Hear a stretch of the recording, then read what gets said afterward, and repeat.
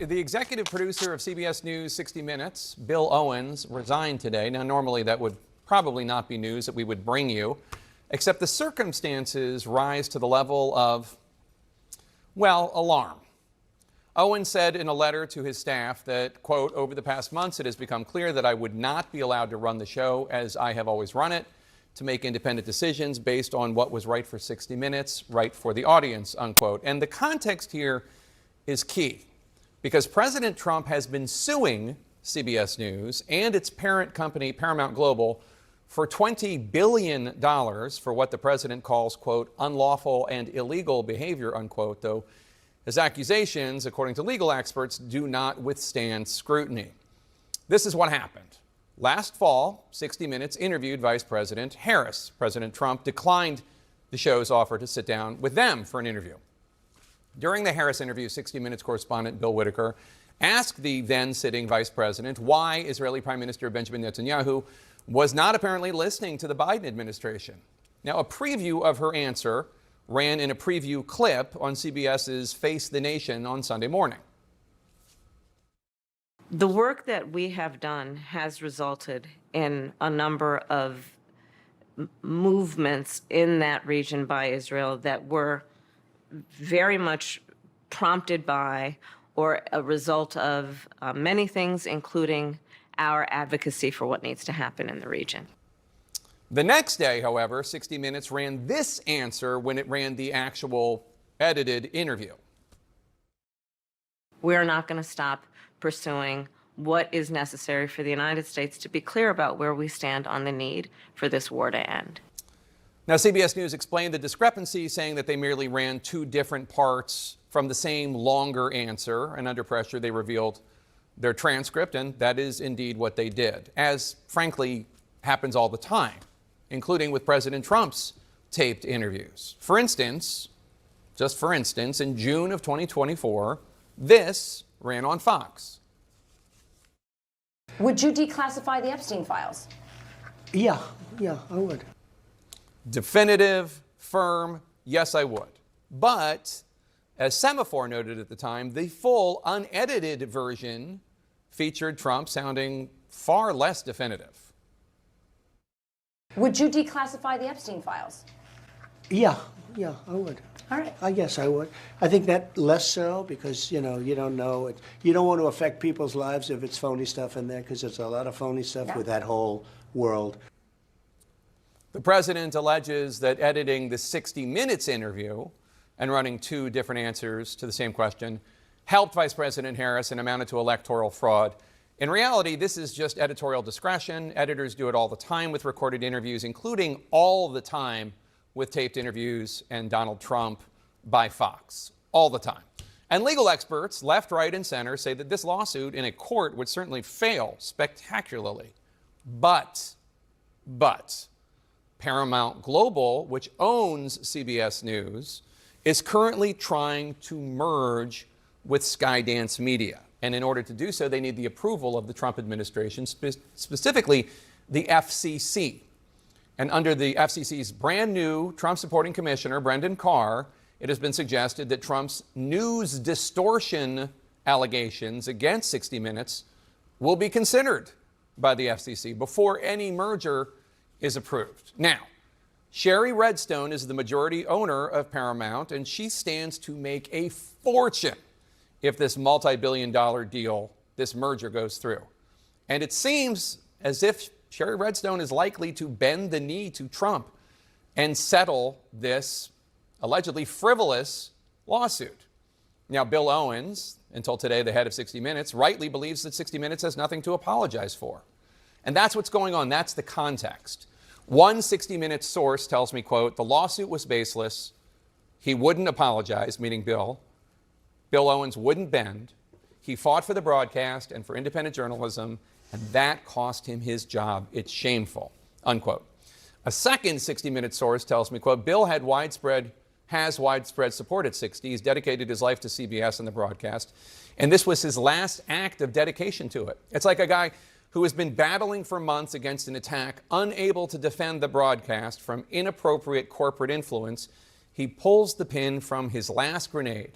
He sacrificed himself, hoping it might make our corporate overlords wake up and realize they risk destroying what makes 60 Minutes great. It seems clear now, in a quest to sell the company, Sherry Redstone and others will bow to presidential pressure.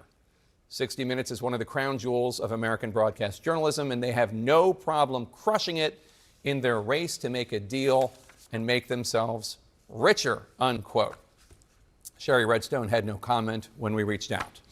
President Trump, of course, has been trying to kneecap anyone providing oversight over his administration. He literally started his administration by firing a whole bunch of inspectors general. He is currently ignoring judges and courts. He and his MAGA forces intimidate the legislative branch from uttering even a peep of criticism. They're going after law firms. They're going after universities. And this war against the Fourth Estate journalists is of this piece. Owens is not without his critics, of course, but this is not about one man or even about one show. It's about an attempt to be rid of criticism. The Pentagon has taken the offices of CNN and NBC and the New York Times and Politico and reassigned them to outlets that provide more flattering coverage, like Breitbart. The White House is doing the same with wire services, its war against the Associated Press, and bringing in folks like this one from last Friday. Photos have emerged of Senator Van Hollen sipping what appears to be margaritas with Abrego Garcia down in El Salvador. Do you encourage other Democrats to fly down to El Salvador to meet with this illegal alien who's an accused wife beater? I like this guy. See, now this is the kind of a reporter we like. There aren't enough of them. That person, of course, that was asking that question was asking about a lie. Senator Chris Van Hollen says that those margaritas were never touched. They were set up on the table by somebody working for the president of El Salvador to make a joke of this senator's meeting. Those margarita glasses were propaganda, and that's what that person asked about. And of course, that's the kind of reporter that the president likes, because that question was not the question of a reporter. And that is the context of Sherry Redstone's likely bending of the knee. Hope the money's worth it, Sherry. Joining us now for more perspective is Brian Steinberg, senior TV editor for Variety. You have done some excellent reporting on what is happening over at 60 Minutes. And I'm curious what you make of some of the reporting you talked about, where Bill Owens said that he would not be allowed to run the show as he has always run it or make independent decisions based on what was right for 60 Minutes. He is not mincing words. No, the show's had a long tradition. It's been on the air for, almost 6 decades of being an island at CBS News. CBS News ran one way. 60 Minutes was governed by the executive producer of 60 Minutes. I think in recent weeks and months, with parent company Paramount being under so much pressure from a Trump lawsuit, an FCC inquiry, and its efforts to be sold to Skydance Media, executives have had, less patience for independent action right now, I guess. You have reported on how this has had the ripple effect and what's happening inside 60 Minutes. What are you learning from those who have been correspondents and members of 60 Minutes for decades? One of the best shows on television, one of the highest rated shows, news shows on television. That is correct. Look, I spoke to Leslie Stahl yesterday in a story that we posted on Variety. She spoke to us on the record directly about her concerns about the show and where it's going. She's devastated by Bill Owens' decision to exit. She hopes that his exit will serve as some sort of warning to Paramount and CBS about the value of the program. This is arguably one of the jewels of journalism, American journalism. It has won many different kinds of awards. It has opened investigations, and it is seen as A-list property. And I think staffers internally are concerned that too much meddling may undermine the show. I mean, look, Trump did hit them, CBS News and its parent company, Paramount Global, with a $10 billion lawsuit over that 60 Minutes interview that most of the country saw with former Vice President Kamala Harris, claiming that it was misedited by CBS. Do you have a sense of sort of where that stands and how much that's playing into all of this? Well, there's a sense they've hired a mediator. The two sides have not been able to come to any kind of terms in court. CBS has tried to have it thrown out of court. It's been filed down in Texas, and they're trying to maybe change venues or have it thrown out. That hasn't budged the matter so far. So I do think that there's kind of a clash of wills going on. At the same time, Paramount as a corporation, like most media companies, is under more pressure than ever in the streaming era. Economics are not as easy as they once were. I think they'd be eager to get this deal done with Skydance, who has pledged to buy them, and Shari Redstone, who's got personal fortune at stake, may have different pressures on her than the people at 60 Minutes do. Yeah, and look, 60 Minutes is still seen as the standard bearer, the big J journalism that people really enjoy on Sundays. Brian Steinberg, thank you so much. Thank you for your great reporting and for coming on the show this morning.